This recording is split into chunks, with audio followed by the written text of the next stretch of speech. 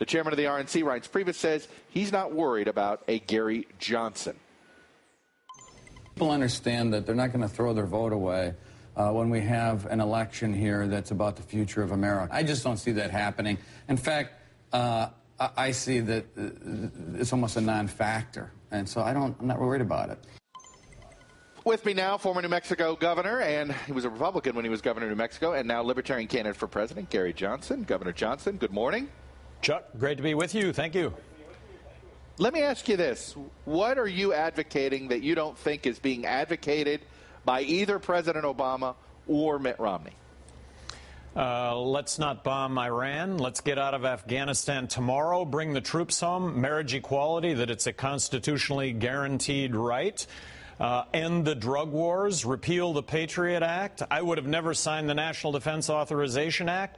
Balance the federal budget now.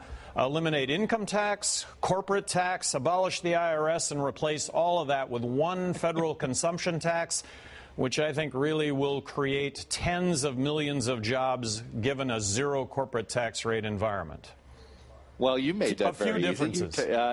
You ticked down that, but you could go into the details on this. And as you know, a lot of those things could actually get accomplished given the two-party duopoly in Congress. But many of those issues that you're advocating are positions one or the other holds. So marriage equality, the Obama-Biden ticket now is fully supportive of that. Democratic Party fully supportive of that. Balancing the budget as soon as possible. You say now there's a big chunk of the Republican Party that advocates that.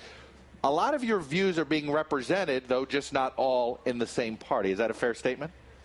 I think so, but maybe not a fair statement from the standpoint that I think both parties give lip service to. For example, I think Democrats give lip service to no military intervention when the reality is continued military intervention.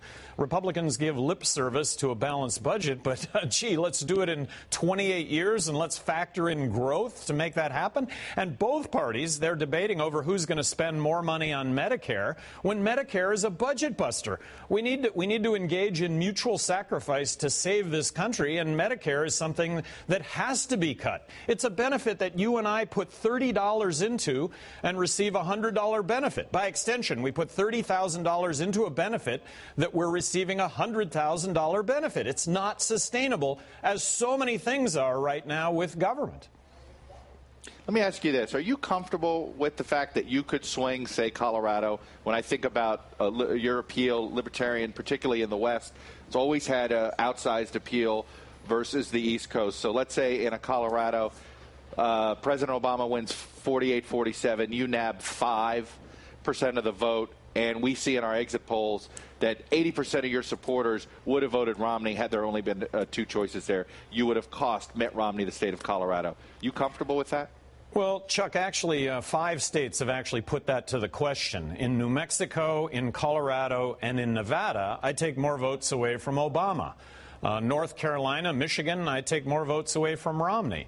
Most important of all is a voice for what I think saves America, is a voice for all the issues that do face this country that both political parties have their head in the sand over. I mean, last night's debate, the debate last week, which tastes better, Coke or Pepsi? So, and what are you? Man, I'm Perrier. I'm sparkling water. You're sparkling water. All right. Governor Johnson, I got to leave it there. I have to say I was very impressed with how quickly you, that litany right up at the top. Governor Johnson, thanks for coming on. I know we've had you on a few times. Hope to have you on again. Yeah, right. I want everybody to waste their vote on me, and I'm the next president of the United States. Fair enough. Governor Johnson, thanks for coming in this morning.